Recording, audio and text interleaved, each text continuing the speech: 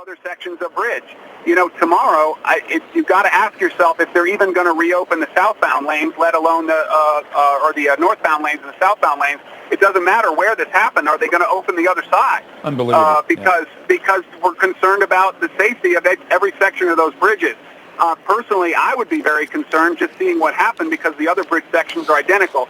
Now, obviously, we don't know if there was some external incident that occurred at this point that would have triggered this failure. But if the bridge failed on its own, then we've got to question the integrity of all those other sections of bridge on both sides of I-85. Brendan Keefe, our fine investigative reporter, thank you for all of that information, detailed information about the bridge, about I-85, where we are now and where we are going, not only in the days ahead, but certainly in the months as well.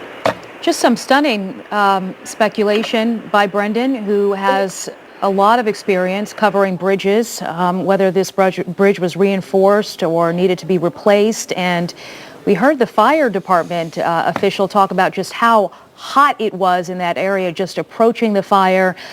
We heard from our Valerie Hoff taking some video when she was trying to get out of work about just, she felt like, she felt like her eyebrows were about to burn off. That's just how hot it felt for those drivers in that area just trying to get out of that scene and for the fire department to move over to the scene.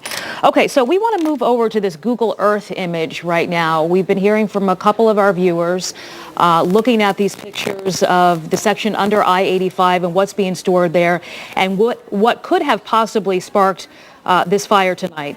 So one of our viewers wrote us about 50 or so large cable spools that are stacked up here. So I'm trying to get a better look at this here, and you can see this. Christy, do you know from what year this is, this Google Earth image? Well, you're seeing a lot of that PVC that Governor Deal talked about, as well as a lot of that cable. And you know, we have heard some talk about this is not something that is going to ignite on its own. I mean, this is not like gasoline or like diesel. This is from 2016, so it's not that old. So one of our viewers said that this last image from 2016, not being old, also matches the image from 2012. And the speculation is that perhaps nothing has changed between this image in 2016 and what has happened today. But what could have happened in this area to spark this huge fire around 6:15 tonight? They're still trying to piece together and trying to get to the bottom of how this all started. But you know, chief on mind for all the firefighters tonight is just making sure there are no hot spots, and that's why they brought in those foam trucks from the airport, trying to make sure there are no hot spots and nothing else can spark tonight.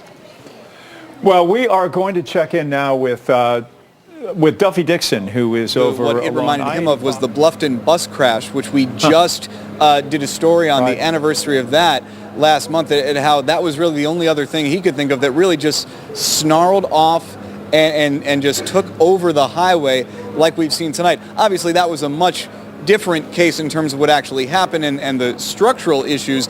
This, you know, that was nothing like what we've seen here, and certainly the long-term effects of what happened here tonight will be felt for a long time. But yeah, it is just something that it is so rare to have to be ready for something like this. And over the last decade or so, we've seen what's happened with snow jam, and a few years earlier, what happened when, again, just it became so hard to treat the roads, and all the lessons that the city and state have learned from that. This is a completely different animal, a completely different kind of incident, but a lot of those emergency steps need to be taken when something like this happens. All right, our Matt Pearl, thank you for that perspective. You see the warnings right there at the bottom of your screen. We're watching a severe thunderstorm warning tonight. We want to turn to Chris Holcomb for more details. Thank you. If you are just joining us right now, we are continuing to cover this massive fire right under I-85 near Piedmont Road. This began around 6:15, right during the evening rush, was extinguished rather quickly by Atlanta Fire Department officials, the firefighters on the ground there.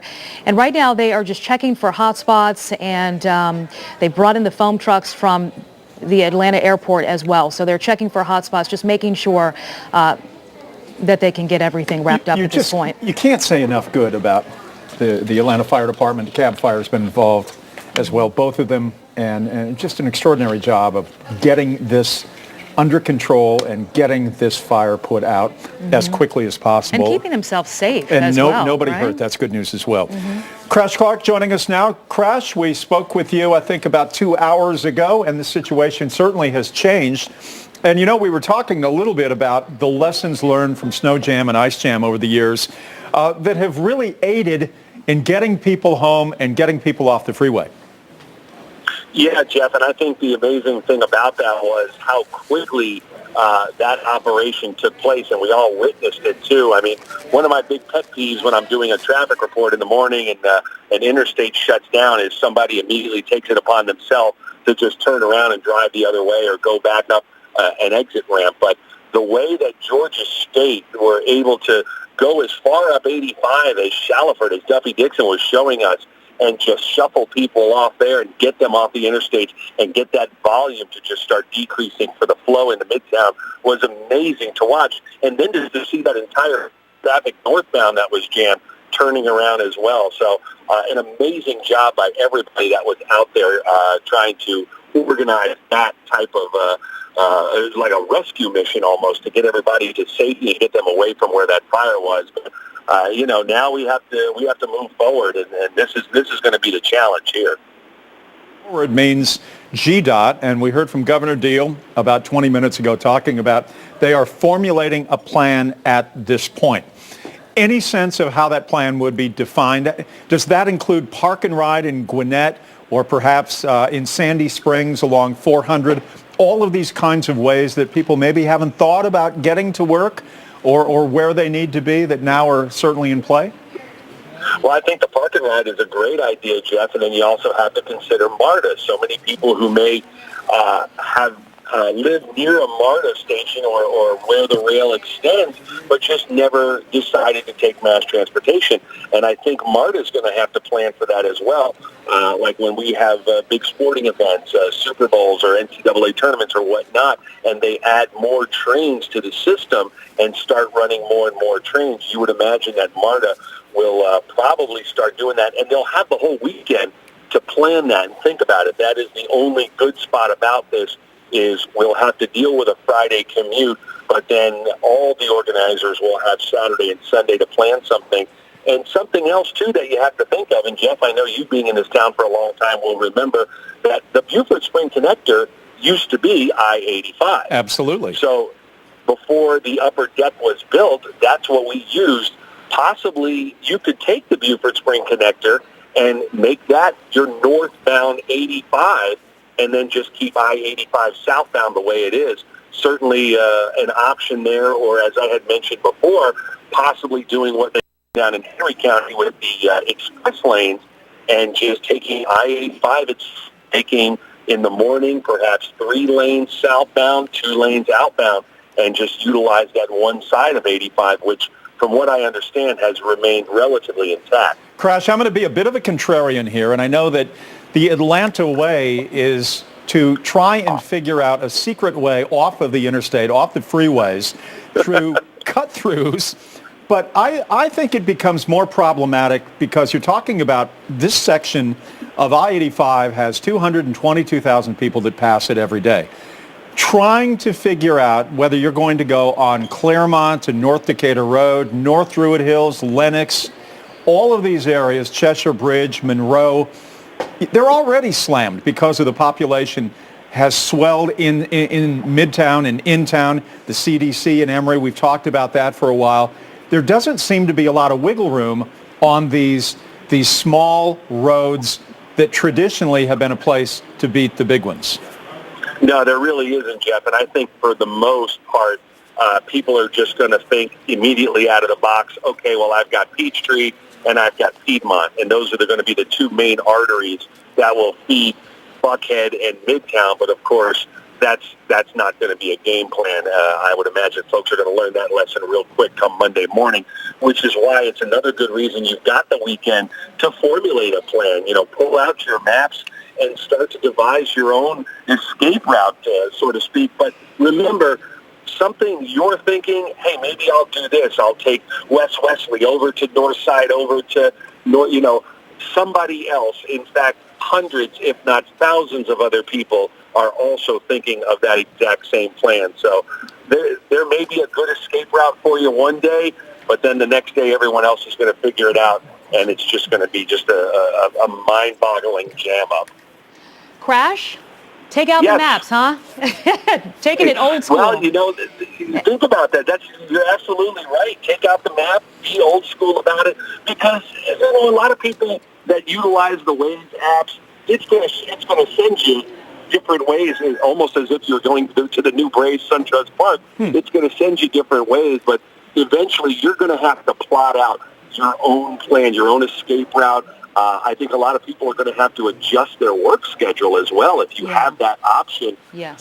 You may be sacrificing sleep for the next month, or depending on how long this takes to repair, and getting up a little bit earlier just to avoid the mass rush. I think that's going to be a good idea. If folks can kind of stagger their times, that's certainly going to help. The bosses need to be kind. So, Crash, you're coming in here tomorrow morning. We want to know how you plan to get to work tomorrow, because we're trying to figure out how we're going to get out of here tonight.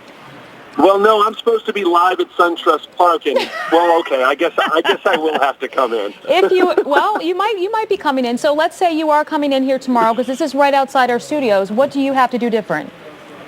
Well, the thing for me is I usually take Georgia 400 southbound, and I exit at Sidney Marcus, and then I make my way left on Sidney Marcus and cut onto the Buford Spring connector. Now, I have been at a T-Mobile store because my phone completely died. I had to buy a new phone. So is the Buford Spring connector southbound remained open? No, it is not. Not right now, Okay. it's not, no.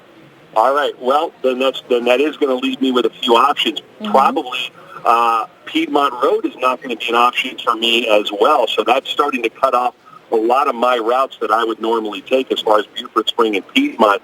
Boy, you know what? I might have to just pull out the old map when I get home. Crash, do you think this changes the view potentially of light rail or public transportation, which for the most part politically has gotten nowhere in this metropolitan area? I think a lot of people are just going to look at this and start pointing fingers and blaming who and what was underneath that and who was responsible for it. Certainly, it makes a great argument if we had more of a light rail system that this would aid us. But I think people are just so happy getting in their cars and they want to drive that they'll put up with this for the month or so. They may not be very pleasant on the roads. And then as soon as it's repaired, just go right back to their old ways. It's going to be a long month or two or three. Because this is just the beginning. We are just in beginning phases here as we watch firefighters finish putting out what's left of this blaze. They're just really checking for hot spots at this point. And we've seen them make their way onto the roadway nearby as they're inspecting and just checking out what's down there. But this is a long, long road ahead for everyone involved. We're talking about the fire department. We're talking about bridge inspectors. We're talking about a lot of officials that will be here inspecting this. And we're going over onto WATL right now. We join NBC primetime programming right now, but we will have more for you coming up at 11 o'clock on 11 Alive.